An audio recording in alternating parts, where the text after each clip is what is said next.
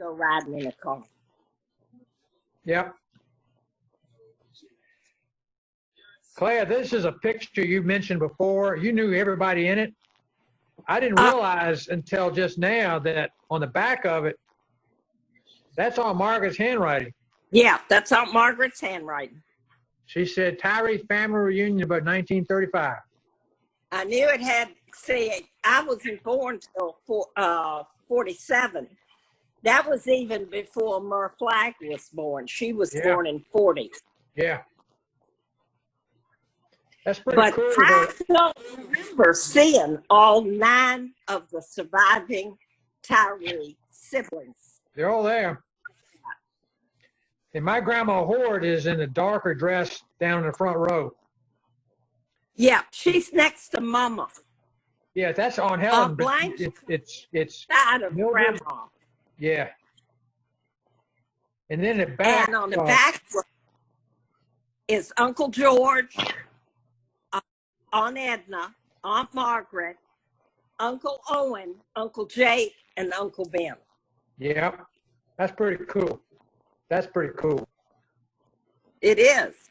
Because you get pictures of some of them, but not all of them. Yeah. I got one in a minute. In fact, I'll flip back to it. This plaque comes from a book that I found upstairs. And I don't think Grandma Horde, my Grandma Horde made this. I'm sure somebody did this for her. 1987. How about that? What I want to show yeah. you, That's old kind of books. The pictures didn't last very well. No. I want to show you one, though, of taking up the country. Let me find it. Hold on. Okay. Doggone it, where is it? I will find it eventually because I wanted to show it to you. It's taken in the kitchen up the country. Here we go.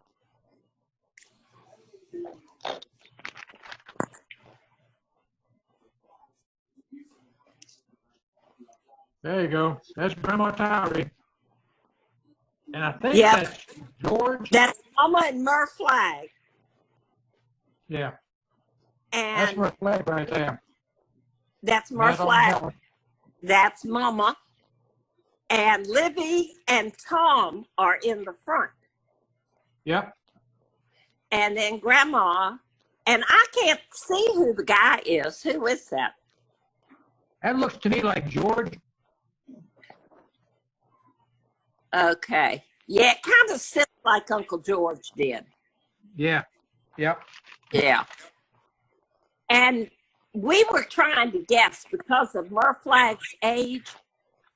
There's a good possibility I was there, but I was in utero. I think Mama was pregnant with me when they did that. Because that was the right age for Mer Flagg. Yeah. Michael, this is a picture of your picture of your great grandpa Horde in his post office uniform.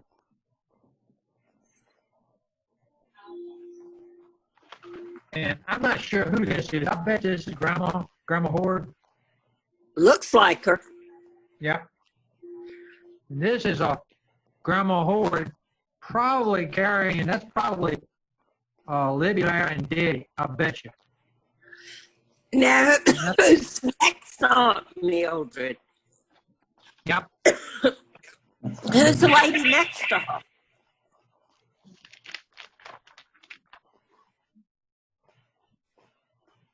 Now this is, trying to get the glare out of the way. Daggone it, quit. There we go. Now this is probably about 1930, I'm guessing. I don't know where they are. But I know one thing, my grandpa Horde really does favor my dad. These pictures are reminding me of that. I love that coat. I love that coat that Aunt Mildred has on. It's beautiful. See the fur? Yeah. Yep. And this is, I think that's Grandma Tyree. She must have come up to Richmond for some reason. And it She looks like would maybe, occasionally, not much though. no. But that's Grandma Howard holding my daddy. Almost looks like a baptism or something. Yeah, yeah. And this Fancy. must be in the backyard of camp or something. Yeah. I remember Daddy telling me that his father loved camping, like to go out in wood and camp.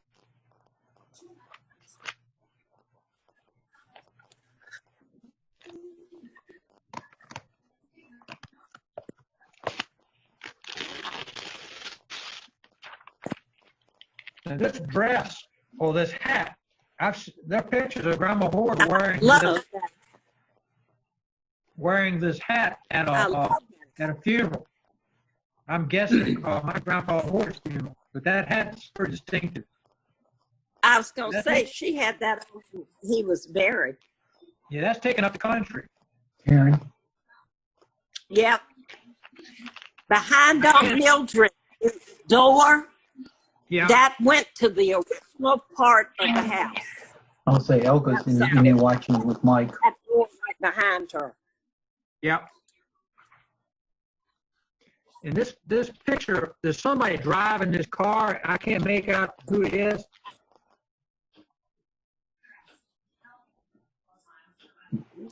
But it must have some significance in the family, but I don't know who it is. Yeah. This is some of the buckrow stuff. We've seen a bunch of buckrow pictures. Oh. Growing up, they must have gone to the beach a lot. This was our vacation, the poor man. Yeah. The buckrow.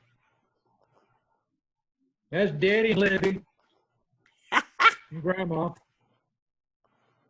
That was before Aunt Mildred got her horrible sunburn and never went again without a long sleeve shirt and men's pants. I didn't know she that. got the sunburn. The two in the middle are Daddy and Libby. I don't know who's on the outside.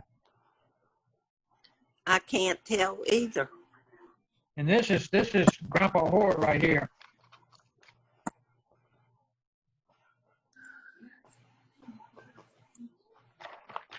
Is that Libby beside her? Yes. Okay. So Libby looks to be about what? We've looked at this 12 or picture. so. And that's Libby on a tractor up the country. Yep.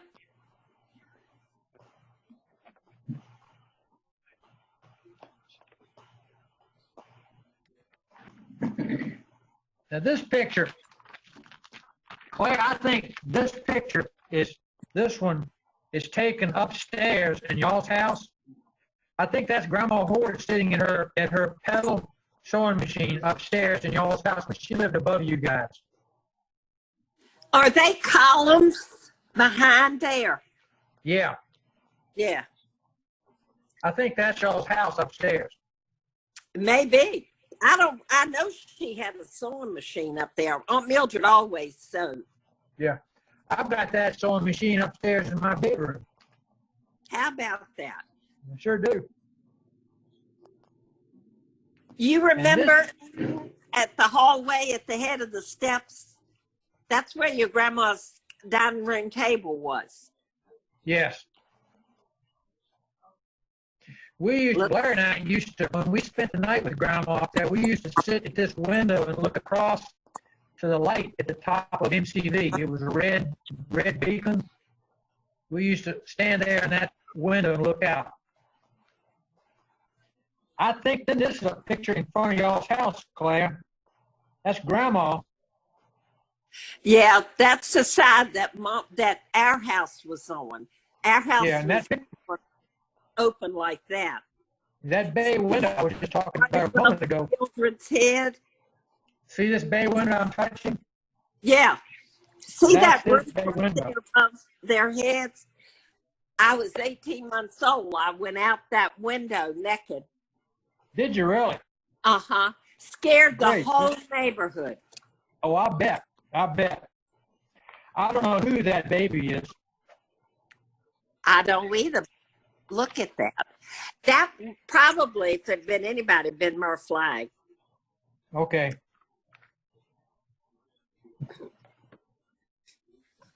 And this is a picture up the country, and I'm not sure who all these people are, Claire. Maybe the Hey, you know Grandma. yes. Excuse me. Aunt Maddie is next to her. Okay, now who is Aunt Maddie? And I can't see the others well enough because the pictures are not as big when it's all of us on here. Yeah. I Well, can't. beside Aunt Maddie is Aunt Margaret, and then my grandma Horde is in the middle. Well, that would have been Buster, wouldn't it? Yes. In his uniform? Yes. Then I think Aunt Mildred is the head. Oh, that's Aunt Margaret on the other side of Aunt Maddie. Mm-hmm. Yeah, that's Aunt Margaret right here. Yeah. And Aunt Mildred is between Aunt Maddie and Grandma. Yes.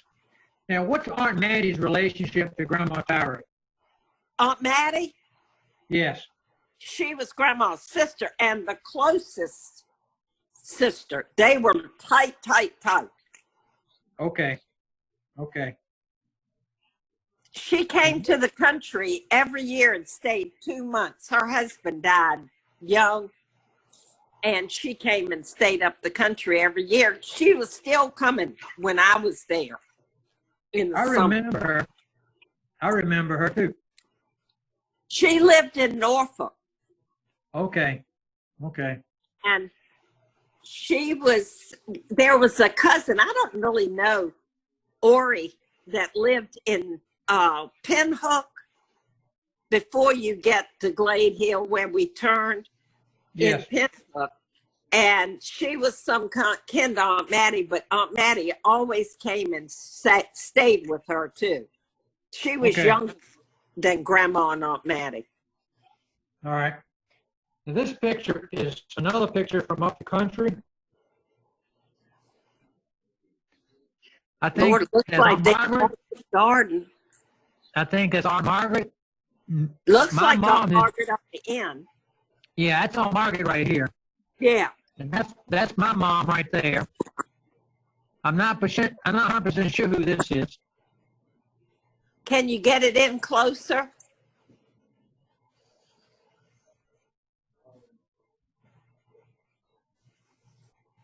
That's close as I can get, Claire. Okay. Okay. I can't really tell. It might have been Lucy Mary. Well, that's possible. It's not Libby. No. I don't know who. I can't tell from that. Hey, Aunt Claire, Uh-huh. when you look at the top right of your screen, does it say gallery view or does it say speaker view? It says record, REC, Top right or top left? top right. What's it say in the top Nothing left? on here showing. Yeah, you should have if you've got the gallery view where it's a small window for everybody, there should be a button you can press that does speaker view and it'll make Steve's screen the biggest. I've got a little red thing that says REC. That's it. Yep. Huh. What if you put your finger kind of in the top that? right? You're on an iPad, right? Yep, just a little red oval. Okay. Claire, I have this lady no beside idea. Grandma Horde, I don't recognize who this lady beside Grandma Horde is. I'm trying to think of anybody that was that heavy set. There was a lady who used to live across the street from Grandma Horde's brick house. Oh, I okay. I think her name was Miss Nellie. That may Yeah, be who it is. I remember the name, but I don't remember the person. Yeah. And that's Aunt Mildred with her, Yes. standing there. This is Grandma, probably at Bryan Park. See somebody sitting in the background of the picnic table? Oh, yeah. You know, we used to go there all the time and have picnics. Yeah, had family picnics out there. Sure did. We would meet Bobby and Irma Parcell out there. Have Yep. big picnics. Yep. This is at cemetery. And I'm Look standing at up, and that's Larry right in front of Grandma Horde. Oh, look at that. Yep. That'd be Oh, about you all were so cute. that'd be about Look at you. 1954, 55, something like that. Great grandma. Uncle You were Steve, not it says April of 55. Yep. Larry could get by with a whole lot more than you did, Steve. Yep. Yeah, he would look real innocent, and we all loved him. We didn't care what he did.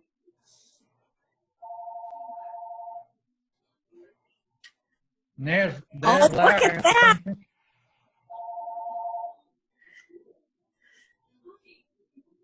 Look at that. Yep. And here's I don't know these ladies. I know that's Grandma Horde right there, but I don't know these other ladies. One of them looks like Willie Parsdale's wife, Eva. All right. That looks, this lady in the dark with the white collar, like, Yeah. that looks like, you heard them speak of Billy and Ann Parcell. Billy was so good to them. Yes. When Uncle Otis got sick, that Yep. was Billy's mother. Okay. And I used to go over and play in the creek because they had cousins that were my age, and they would come from Roanoke, and I'd go over and spend the day. These are more recent pictures. That's going up to David's graduation. Oh, when we flew. Yep. Yep. Grandma was making it. Grandma Horde did not know Right. she had cancer when we left to go on that trip. We all knew, but she did not, because STL and Busta did not want to ruin her trip. Yep. And we That's worried okay. that she was going to get lightheaded flying. She sat next to the window and looked down. Oh, look at all of that. Wow. And here's another picture of a family outing. Is Robert eating, Mom and Daddy, David, and Grandma. I'm guessing if that's with those pictures when we went to the graduation, that Possible. is the restaurant where David probably worked. right. That's And probably it was right. called David's Restaurant. David played the piano, waited tables. He did whatever he could make money with. And Okay. they had us to dinner and gave us a bottle of wine. And Aunt Mildred pursed her lips because we drank it. Yeah, I'm What sure did- that one will be. Hey, what did my mama do? Well, she was very quiet. None of them. Yeah, I was gonna say. Your dad was. But Aunt Mildred got the look. Yeah. But Merflag and Aunt Margaret and I had a glass of wine. Yep. That's all the pictures I got tonight. But let's talk a little bit. I'm gonna move in and sit down. Clay, I'm kind of what I was hoping you might get us started by just talking about 3 areas that would be nice to cover tonight. One is to talk about the history of the farm as we knew it up at Rose Lane, what it was back in the day, and what led it to get to be what we remembered. Then talk a little bit about what you can describe of Grandma Tyree and Grandpa Tyree, like when he was commissioner of the revenue and used to bring people home for lunch, all unexpected, overnight guests, and fox hunting. And then if we have time, talk a little bit about your summers up there with Aunt Margaret, where she did stuff with you. Let's do those 3 things tonight. Just maybe anybody else on the phone that can add in, go ahead and pitch in. But let's talk about the plantation. The farm itself, by the time that Grandpa and Grandma got it, it was about halved. And half of it was over 500 acres to begin with.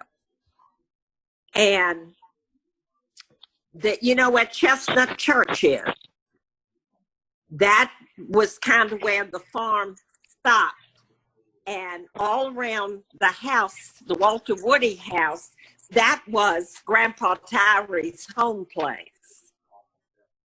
And when he was about 8, we figured, his father died. He was in the Civil War, and he died with pneumonia. They called it exposure. And he came home on a horse, never knew how he got there. He couldn't remember. He was so sick. And he lived about 7 days, Aunt Margaret said. They weren't for sure, but about 7. And so that was the reason there were only 2 children, only Grandpa and Aunt Molly, who was his sister. And his mother never married again. Because back then, if she had married, her husband would have gotten, whoever she married, they would have gotten her land. She would not have been allowed to keep it. Women could not own land. So she never married again, and she could neither read nor write. Girls didn't go to school. And so that always, Aunt Margaret said, she felt like that was why Grandpa Tyree was so kept on education, because his mother couldn't read or write. But she had this wooden 12-month slot in her kitchen, and she kept up with how to pay things and keep up with her personal and business things by slotting them. She couldn't read it, but she knew where the slot was. And so they lived on there, and when Grandpa married Grandma, he got the land from the Aunt Sue Houston house, which the road that goes down by the shop barn, when you get to the end of that and you can't go any further, the house that was there, I doubt if it's still there, that was the Aunt Sue Houston house. And that's marked where Grandpa's land started and Aunt Molly's land. Claire, was that the house that had 1804 in the chimney? Had what now? 1804 in the chimney, and a rock was 1804 Ashton. It had a rock chimney. We used to go down there, walk down there. Yeah. Because on the other side, on the land that was Aunt Molly's, that's the original Tyree Cemetery. Okay. That, and it's over on Trinkle Woody's. I'm not lying. Trinkle Woody's land. Because I'll be done. When Aunt Molly married, she married somehow into the Woody family, and that land became Woody. And you can go down near his house and you go over in a field. Some people have been, didn't y'all go and clean it, Larry? I don't know whether we did or not. I don't remember doing that. I remember this house being family members who went and cleaned it occasionally because it gets overgrown. It's just out in the middle of a field. Right. And we did not go a whole lot. I don't know how far it went back. If Tyree was there, I would assume Grandpa and his mom and dad, I think, are at the cemetery at the head of the lane. I know Grandma's parents, the Laws were, but that old one was the one that was the original. I didn't know that. Yeah. That and house, people used to come, Aunt Margaret would take them over there, would come looking up history, and she would take them over there to see it. That house, I remember, was a log house. Huh? That house we're talking about, I vaguely remember it being a log house. It had clappers on it, but it was a log house. It was a log house. and it had a rock foundation and a rock chimney. But Yep. we've never went around it a lot because it was already getting in bad shape Yeah. when yeah. I was.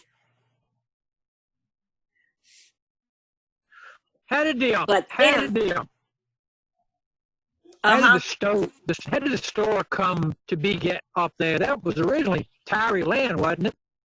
You know, the country store. it was, but along through the years, if you wanted to get a little extra money, you sold a little land. And Okay.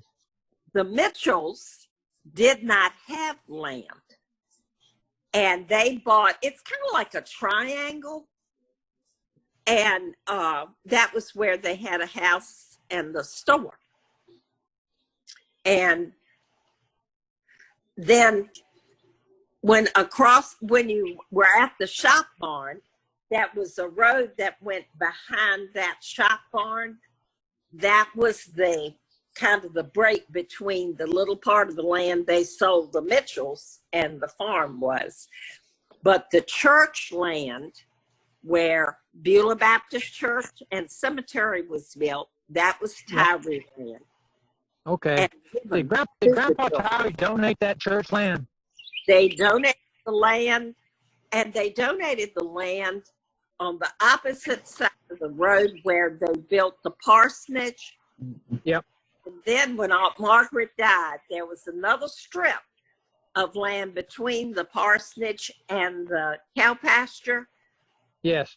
And she donated that in case they ever needed it for a parking lot. Okay. So I was also told that one of the Grandpa Tyrees donated the land for the Primitive Baptist Church that was across the road as well.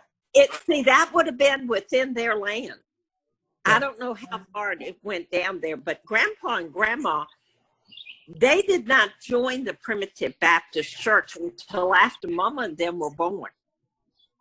Because Mama said she went to the baptism right across from the church. When you kind of go down the hill, there's a bridge, and they were baptized underneath that bridge. And Mama and Aunt Blanche and Aunt Margaret thought they were going to drown them, and said they screamed and cried. They were just scared to death their mom and daddy were going to get drowned. But the only one of the children who ever really joined that church was Uncle Owen. All the rest of the children belonged to other churches. And Aunt Lulie, Uncle Owen's wife, they had grapevines, and they made the wine that Chestnut took communion with. I didn't know that. How about that? It was called sacrament wine, not sacrament. It was sacrament wine. And Murph Flagg said she and Lucy Mary they would be playing, and Aunt Lulie would make the wine. And she said she and Lucy Mary would grab a glass and go outside and drink it. So, but you could make sacrament wine even during the Prohibition. Talk a little bit about the what you remember, the stories of great Grandpa Tyree, his commissioner of revenue, and being kind of a political person that invited people to come out and spend time at the farm and stay overnight and all that kind of stuff. Well, Uncle, as far as I know, the Grandpa was a very gregarious, shaking hands, kissing babies kind of person. And he went into business with the Banner Warehouse, which sold tobacco. And they would have auctioneers come in, and you would have a round thing. I went to market one time with Uncle Osa, and you put your tobacco, and people could see how much the quality of it was. And then they bid on how much you brought to it. and that's what you did. But Grandpa's warehouse was right downtown in Rocky Mount. And Rocky Mount was pretty much owned by a family, the Angle family. They were wealthy. They controlled the mayor, all that stuff, the bank, you name it. And so Grandpa was in the warehouse, and he also ran for Commissioner of Revenue. So he had 2 jobs. And they didn't have tons of money. They had too many children to do that, but they did get along, and Aunt Margaret and Grandma Tyree sewed. They made clothes and things. But Grandpa loved to entertain. And when they had church only one weekend a month at Chestnut, and they had it Friday night, Saturday evening, and Sunday. And Grandpa would get up on Saturday afternoon and invite, open invitation. Anybody who wanted to could come back to Rose Lane, park their horses, get them put into the stable and fed, and Grandma they would have these meals, these huge meals. Grandma never got to go to, she never got to go to church because she was always cooking. And there would be 40 or 50 people, and they didn't have enough beds. But what they did was, you know what ticking is? It's a material that has a line, like stripes. They used to make pillow cases out of it. They would take those big mattress-looking things and stuff them with clean hay. And everybody would have a clean bed to sleep on. Grandma had washed all the things so you wouldn't get bed bugs. And they would just come back and stay there. Grandma would make cakes and pies, like 10 or 12 cakes, pies, you name it. She had food, chickens. Grandma would go out in the backyard where the chicken house was, and Grandma would pick out the chicken. She'd pick it up, and she'd swing it and break the chicken's neck. And then she'd put it on the stump, and she would whack its head off, and then they had to pluck it. And that they raised chickens and hogs, and they didn't have, they had always some beef cattle, not like after when Uncle Otha was doing it. But it never fazed Grandma. They said she just cooked. Now, she had help. There was Colored Liz was there. She lived at the house. And she helped Grandma cook. And the girls that were old enough, but see, by the time Mom and them came along, Aunt Mildred and Aunt Edna were gone. They had moved to Richmond in West Virginia. Oh, okay.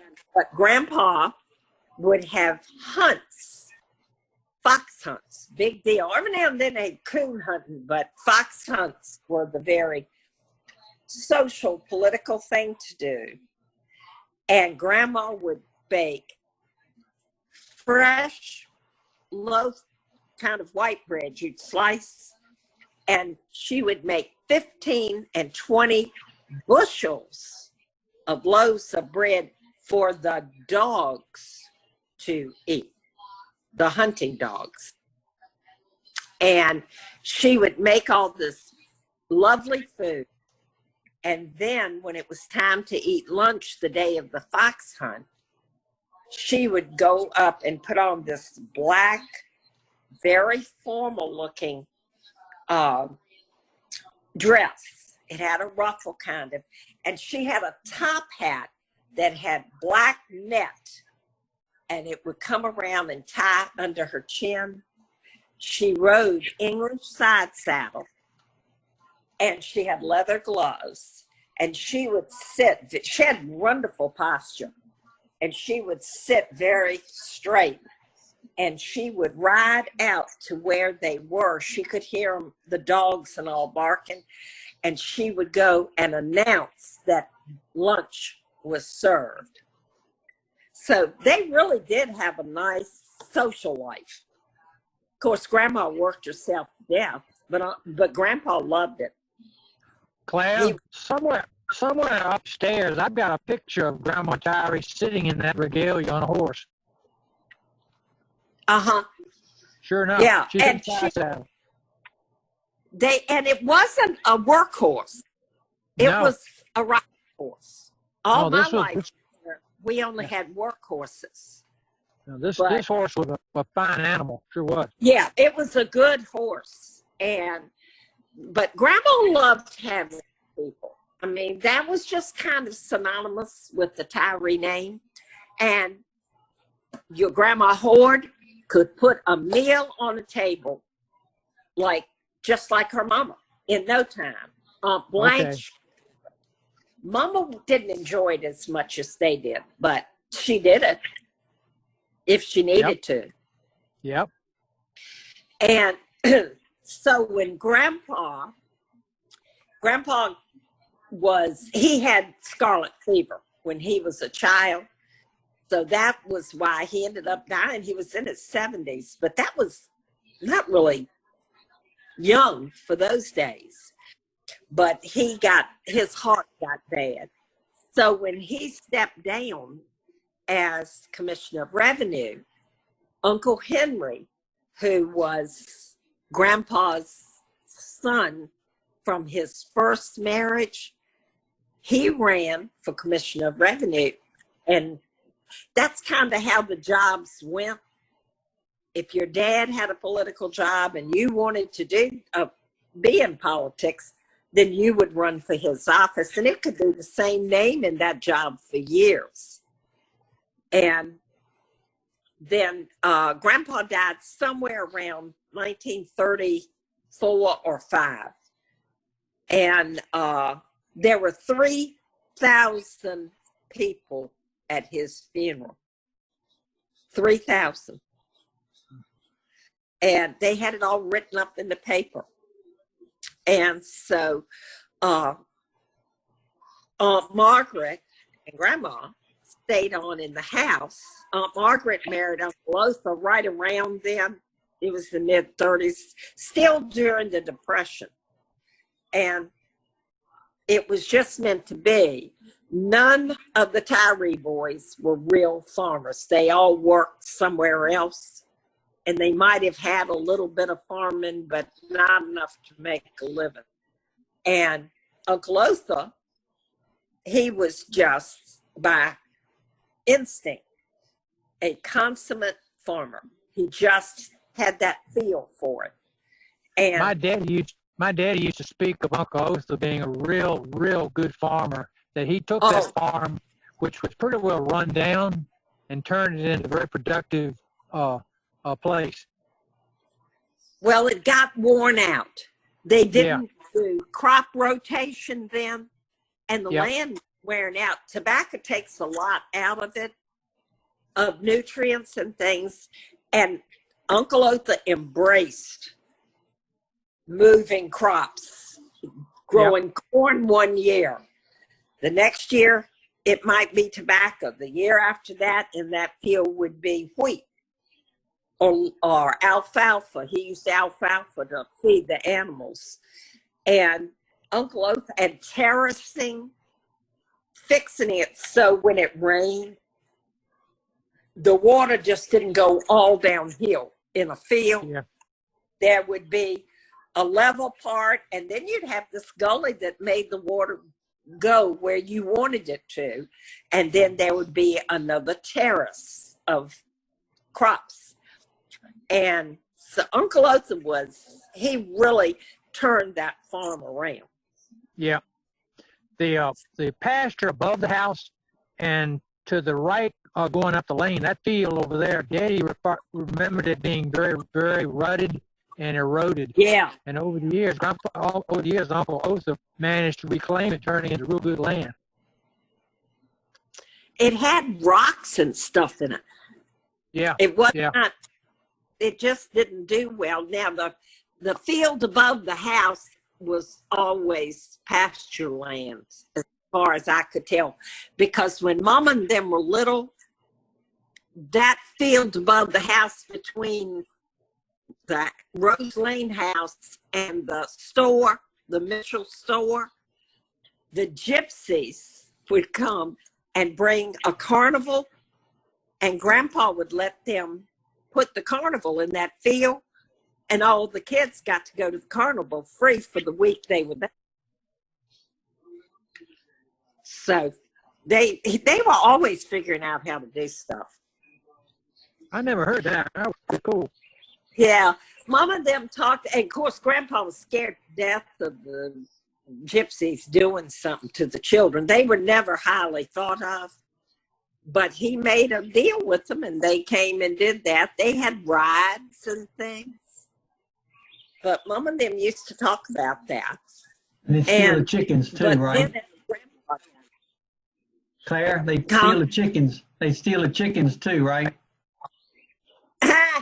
oh, they would steal anything, anything that you couldn't, too big to haul.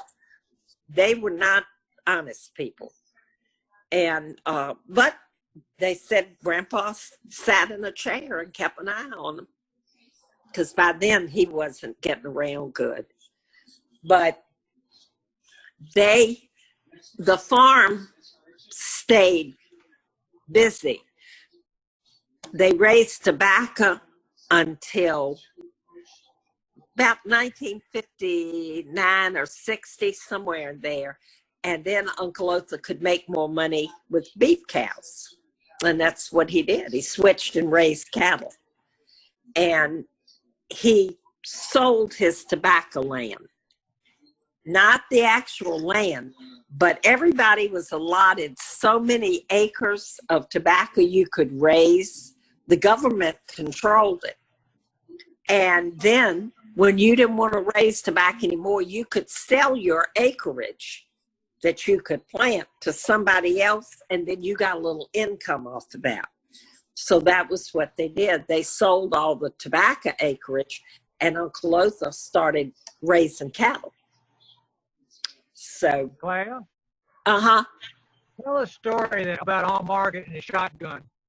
Oh, well, back in those days, Aunt Margaret, it just blew my mind when she told me women and children were considered chattel.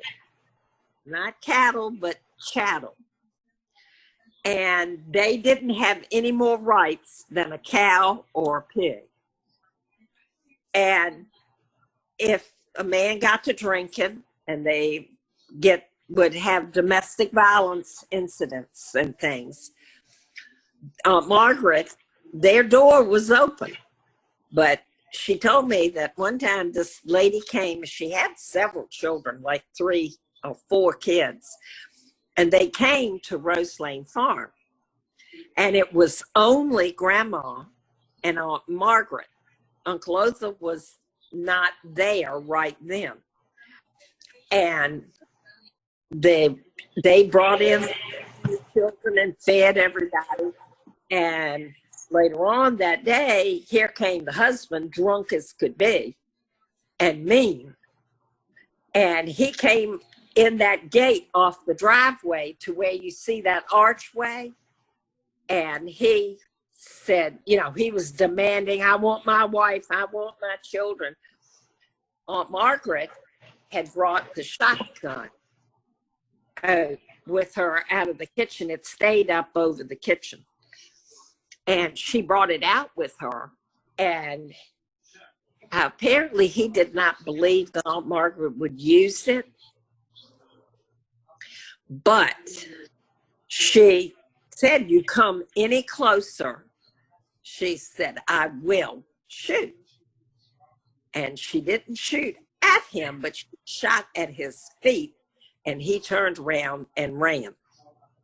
Because a woman with a shotgun was probably not a good thing. But they kept them there.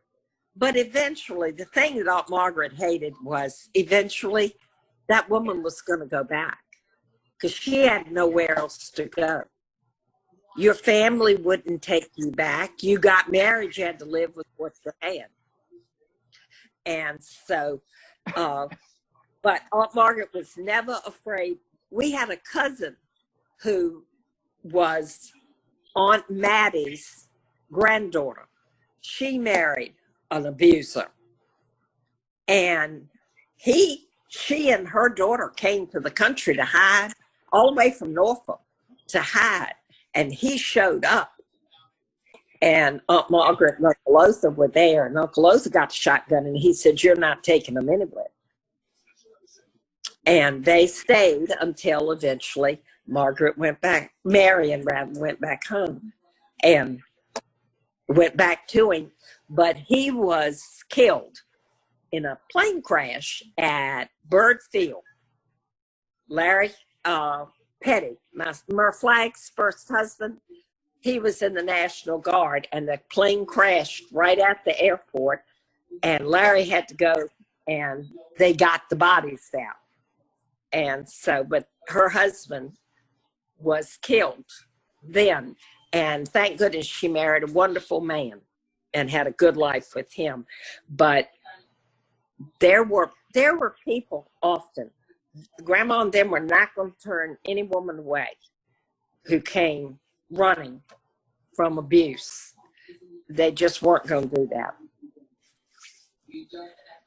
And but Grandma stayed active right on up until she fell and then had the brain hemorrhage that then she was never able to do. I don't ever remember her calling my name and knowing who I was. She did know I was Helen's daughter, but she never associated my face with me. And so was Claire, full. I remember Grandma Tyree recognizing Daddy. I was a little boy, but I remember we would come in and Grandma would be sitting in a rocking chair in the kitchen next to the stove all the time. And be a big fuss, Aunt Margaret would be, "Oh, my stroke." And Daddy would walk over to her and she would mention his name. I remember that. I probably was 5 or 6 or 7 years old. I remember those encounters, so she could recall some people. Every now and then she did. Most of the time, she did not know Aunt Margaret. She knew Margaret was her daughter. Yeah. And she would talk about Aunt Margaret, but she did not realize it was Aunt Margaret taking care of her. Yeah. And, but every now and then she would recognize Aunt Margaret, know who it was, but the longer she was sick, the less of that there was. Yes. She could spell incredibly. Yep. Did Mike, do you remember ever being in Rose Lane farmhouse? Yes. You know where the kitchen was? Yep. All right. There was a set of steps behind where the table in the kitchen was. And that was a room up there. That was where Colored Liz and the gentleman who took care of Grandpa, he lived there all of his life. And that was where they slept. They were not married, but that was where they slept. Grandma had gone up there. They would put jars and all kinds of stuff for storage. And there were awful steps, very narrow and no railing. And Grandma would go up there and get stuff. And apparently she had gone up to get something down and get out of that room and came down the steps and fell. And she hit her head. But back then there was no MRI or any of that. And about a week later, she had a cerebral brain hemorrhage, which probably came from a hematoma somewhere. And she was in the hospital. First time I ever remember seeing her, she was in a hospital bed, and my dad lifted me up, and I could see in the hospital room. And she was laying in the bed, and I guess it made such an impression on me. I was about 4 to see her like that. And that was the first recollection I have of her. And by the time I was 8 or 9, her mind just kept going and going and going. But she could snap beans, she could shell butter beans, and she and Aunt Mattie could sit in the swing on the front porch downstairs and sing hymns from memory. She knew the words to the hymns. And they never had a piano in that primitive Baptist church. They never had a musical instrument. Everything was done by a person who picked a pitch, and then everybody sang. And so Grandma could sing. She and Aunt Mattie would sing all afternoon. We thought it was wonderful to see them do that. But my time in the country didn't come until 1958. And that was, my dad was killed in July of 57. And the day after I got out of school in 1958, my mother put me on a bus, and I rode to Roanoke on a Greyhound bus by myself. And Aunt Margaret met me at the bus station, and we got some lunch at a cafeteria. And then she would drive me over in the country, and I stayed all the summer. And the day or two before I would go back to school in the fall, Aunt Margaret would put me on the bus and send me back to Richmond, and Mama would meet me at the bus station. And so that became why I became so close to Aunt Margaret, and was the recipient of so much of what she knew. Otherwise, I wouldn't have known it.